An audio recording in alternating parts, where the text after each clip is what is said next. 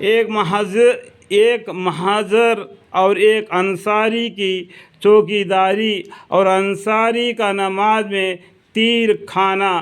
نبی اکرم صلی اللہ علیہ وسلم ایک غزوہ سے واپس تشریف لا رہے تھے، تو ایک دیکھو لڑائی جو ہوتی ہے نا، دین اسلام میں جو بہت سے لڑائیاں گزرے، یہ جو غزوہ کی لڑائی جو بولتے ہیں، تو غزوہ میں اس کا مطلب حضرت محمد مصطفیٰ صلی اللہ علیہ وسلم یعنی نبی اکرم صلی اللہ علیہ وسلم نے جس لڑائی میں حصہ لیا اس کو غزوہ بولتے ہیں۔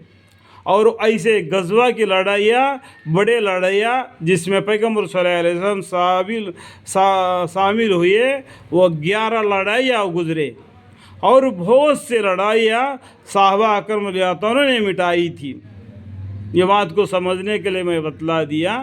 نبی اکرم صلی اللہ علیہ وسلم ایک غزوہ سے واپس تشریف لا رہے تھے، شب کو ایک جگہ قیام فرمایا اور ارشاد فرمایا کہ آج شب کو حفاظت اور چوکیداری کون کرے گا۔ جب لڑائی سے واپس تشریف لا رہے تھے، جب رات کا وقت ہو گیا، جب سبھی آدمی سوئیں گے تو چوکیداری کون کرے گا؟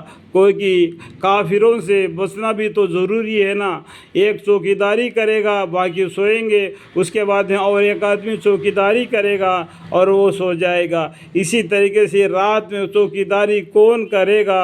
ایک مہاجری اور ایک انصاری، حضرت عمار بن یاسر رضی اللہ عنہ اور حضرت عبادہ بن بشیر رضی اللہ عنہ نے عرض کیا کہ ہم دونوں کریں گے۔ وہ دونوں نے عرض کرے کہ ہم دونوں چوکیداری کریں گے، آپ سب آرام فرمائے، سو جائیے۔ حضور اقدس صلی اللہ علیہ وسلم نے ایک پہاڑ جہاں سے دشمن کے آنے کا راستہ ہو سکتا تھا بتا دی کہ اس پر دونوں قیام کرو۔ دونوں حضرات وہاں تشریف لے گئے۔ وہاں جا کر انصاری نے مہاجری سے کہا کہ رات کو 2 حصوں پر منقسم کر کے ایک حصہ میں آپ سو رہے، میں جاگتا ہوں، دوسرے حصے میں آپ جاگے، میں سوتا ہوں۔ اس طریقے سے ان دونوں نے رات کو بانٹ لیا۔ پیغمبر صلی اللہ علیہ وسلم نے ان کو چوکیداری لگا کے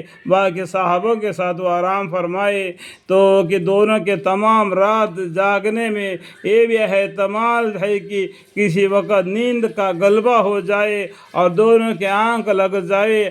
اگر کوئی خطرہ جاگنے والے کو محسوس ہوا تو اپنے ساتھی کو جگا لے۔ رات کا پہلا آدھا حصہ انصاری کے جاگنے کے قرار پایا اور مہاجرین سو گئے۔ انصاری نے نماز کی نیت باندھ لی۔ دشمن کی جانب سے یعنی انصاری نے نماز کی نیت باندھ لی۔ دشمن کے جانب سے ایک شخص آیا اور دور سے کھڑے ہوئے شخص کو دیکھ کر تیر مارا، اور جب کوئی حرکت نہ ہوئی تو دوسرا اور پھر اسی طرح تیسرا تیر مارا، اور ہر تیر ان کے بدن میں گھستا رہا اور یہ ہاتھ سے اس کو بدن سے نکال کر پھینکتے رہے۔ اسی کے بعد اطمینان سے رکوع کیا، سجدہ کیا، نماز پوری کر کے اپنے ساتھی کو جگایا۔ وہاں تو ایک کی جگہ 2 کو دیکھ کر بھاگ گیا۔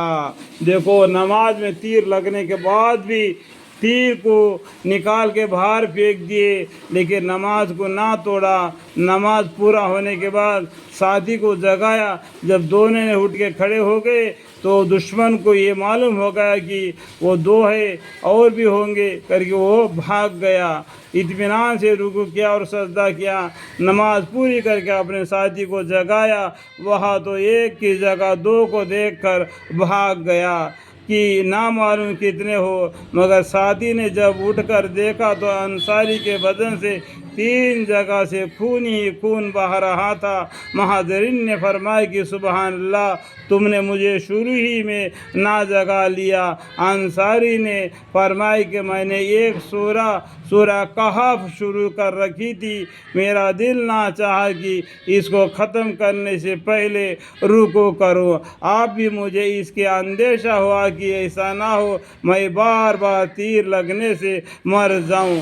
اور حضور اقدس صلی اللہ علیہ وسلم نے جو حفاظت کی خدمت سپرد کر رکھی ہے وہ فوت ہو جاوے، اگر مجھے یہ اندیشہ نہ ہوتا تو میں مر جاتا، مگر سورہ ختم کرنے سے پہلے رکوع نہ کرتا۔ یہ تھی ان حضرات کی نماز، اس کی شو کی تیر پر تیر کھائے جائے اور خونی خون ہو جاوے، مگر نماز کا لطفہ میں فرق نہ پڑے۔ ایک ہماری نماز ہے کہ اگر مچھر بھی کاٹ لے تو نماز کا خیال جاتا رہے، بھڑکا تو پوچھنا اور بہاڑ کا تو پوچھنا ہی کیا۔ یا ایک فاہم مسئلہ بھی اختلافی ہے کہ خون نکلنے سے ہمارے امام اعظم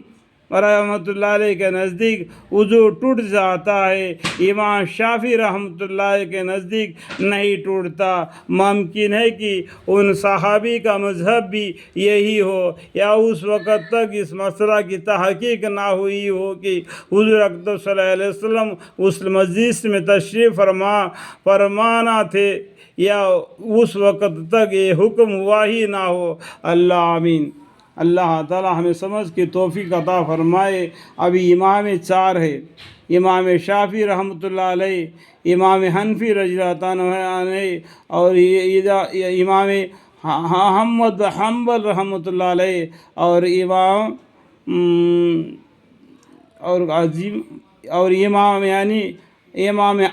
اعظم رحمۃ اللہ علیہ، کہ اس طرح کے ہم کیا چاروں امام ہمارے ہو گئے۔ آج اللہ ہمیں معاف فرمائے۔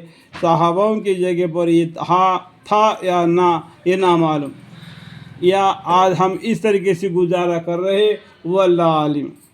اللہ ہمارے گناہ خطاؤں کو معاف فرمائے اور صحیح طریقے سے ہمیں نماز ادا کرنے کے توفیق عطا فرمائے۔